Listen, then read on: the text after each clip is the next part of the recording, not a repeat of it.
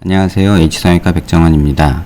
오늘 설명드릴 내용은 앞선 포스팅에서 설명드렸다시피 하악외소증과 무턱에서 흔히 시행되는 턱끝 보형물 수술이나 또는 턱끝 전진술에 대해서 그 한계점과 제한점에 대해서 설명을 드렸고요. 또 무턱과 하악외소증의 구분점에 대해서도 설명을 드렸습니다. 오늘은 실제 예를 통해서 하악외소증 환자의 수술이 어떻게 이루어지는지를 설명드리고자 하는데요. 먼저 정면에서 보면 이 환자분은 정면 사진에서 이렇게 턱에 이중턱이 조금 보이게 되죠. 이런 모습들이 이제 하악외소증 환자에서 굉장히 특징적으로 보이는 모습이기도 하고요. 또 고개를 숙인 모습을 보시면 약간 고개를 숙였을 때도 둥그런 모습입니다. 하지만 이제 이러한 경우에 턱끝에 보형물이 들어가거나 그냥 전진술만 이루어졌을 때는 이쪽 부분은 전진이나 보형물이 들어가지 못하고 이쪽만 나와서 약간 투탕카멘 같은 이렇게 여기만 쭉 튀어나온 이런 조금 어색한 모습이 나타나게 됩니다. 이 환자의 CT 보시면 정면에서는 이렇게 큰 차이는 안 보이죠. 하지만 고개 숙였을 때 보시면 이쪽은 넓은 반면에 앞으로 전진이 이쪽 부위뿐만, 턱끝 부위뿐만 아니라 이쪽 옆쪽까지도 전진이 좀 부족한 모습이 관찰이 됩니다. 이 모습은 사면 모습이고요. 사면에서 보시면 이쪽에 이중턱과 또 전진이 부족한 모습이 관찰이 되죠. 측면에서 보시면 특징적으로 이중턱이 굉장히 많이 관찰이 되고 이 턱의 앞뒤 길이가 좀 상하 길이보다 작은 이런 모습이 관찰이 됩니다. CT를 보시면 이 길이는 충분한데 반해서 이 길이가 굉장히 적어서 이렇게 턱이 뒤로 들어간 듯이 흔히들 말하는 무턱이고 정확히 말하면 좀 하악외소증에 좀 더 가까운 그러한 모습을 보이게 되는 환자입니다. CT를 통해서 좀 자세히 보시면요. 이게 수술 전의 모습이고 이게 수술 후의 모습입니다. 수술 전의 모습에서는 정면에서는 크게 특별한 특이사항은 관찰되지 않고 있고요. 신경선이 꽤나 높아서 일반적으로는 무턱 수술을 턱끝 전진을 통해서 하자라는 얘기도 할 수 있을 법한 환자입니다. 하지만 측면에서 보시면 이 상하 길이와 이 앞뒤 길이가 좀 많이 다른 환자분에 비해서 좀 차이가 나는 것을 볼 수 있는데요. 하악외소증에선 특징적으로 이 콘다일 하이트라고 해서 이 하악 과두의 길이가 짧은 모습이 관찰이 되고요. 또 수직선을 그었을 때 약간 하악각이 뒤로 위치하는 그런 모습이 관찰이 된다고 앞선 포스팅에서 설명을 드렸죠. 하지만 이 정도의 상하 길이면 정상에 가깝다고 볼 수 있습니다. 하지만 앞뒤 길이는 굉장히 짧은 모습이 관찰이 되죠. 일반적으로 이 각도를 한 번 더 보게 되는데요. 지금 이 환자분의 각도를 측정해 보면 이렇게 하악의 각도를 측정해 보면 한 120, 한 8도 정도가 나옵니다.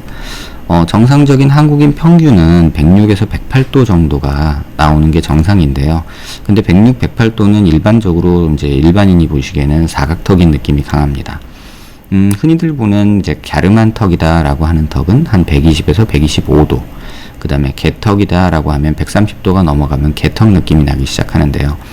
하악외소증 환자에서는 특이적으로 이 앞뒤 길이가 짧아서 각이 커지는 현상이 생기기 때문에 이런 경우에 갸름하게 보이기도 하고 또는 하악외소증 환자에서 개턱 느낌이 나기도 합니다. 하지만 이 환자 같은 경우는 상하 길이는 충분하고 앞뒤 길이만 짧은 경우로서 그러한 느낌은 조금 덜하고 옆에서 봤을 때는 그렇게 사각 느낌이 심하거나 아주 개떡 같거나 그런 느낌이 안 들죠. 여기서 한 가지 이제 짚고 넘어가야 될 부분은 이제 정면에서 봤을 때 신경선이 높으니까 절골할 수 있는 양이 많고 그래서 전진할 수 있는 여력이 많다고 판단을 합니다. 하지만 이 환자를 조금 자세히 분석을 해보면 이 초록색 평면이 초록색으로 단면을 이제 잘라서 본 모습이 이제 이쪽에 보이는 모습인데요. 이쪽 모습을 가운데 위치해 놓고 자세히 보시면 이렇게 보조선을 그으면요. 일반적으로 코끝과 아랫입술이 달랑말랑한 이런 직선이 이제 옆에서 봤을 때 측면의 비율이 좋다고 하는 부분입니다. 그런데 이 환자분 같은 경우는 턱끝이 전진량이 한 이만큼이 부족하죠. 그래서 한 18mm, 16mm 이렇게 부족하게 되는 모습이 관찰이 됩니다. 그런데 앞서 제가 턱끝 전진술과 보형물에 대해서 설명을 드릴 때 턱끝 전진술은 실제로는 한 6mm 이상 넘어가면 전진이 좀 안 되는 경우가 많습니다. 그 이유는 턱끝 뼈가 전진이 여기서 이루어진다고, 절골이 이루어져서 전진이 된다고 했을 때 이 뼈는 12mm 정도밖에 안 됩니다. 그럼 한 6mm 정도 전진이 되면 뼈끼리 만나는 건 6mm 정도밖에 되지 않죠. 뭐 60에서 8mm까지 뺀다 그러면은 뼈끼리 만나는 건 4mm밖에 되지 않습니다. 그럼 결과적으로는 뼈끼리의 유합이 일어나는데 굉장히 어려움이 있고, 또 이런 근육들, 지뉴 하이오드 머슬 같은 것들이 당겨지면서 로테이션이 일어날 수 있다라고 앞선 포스팅에서 제가 설명을 드렸죠.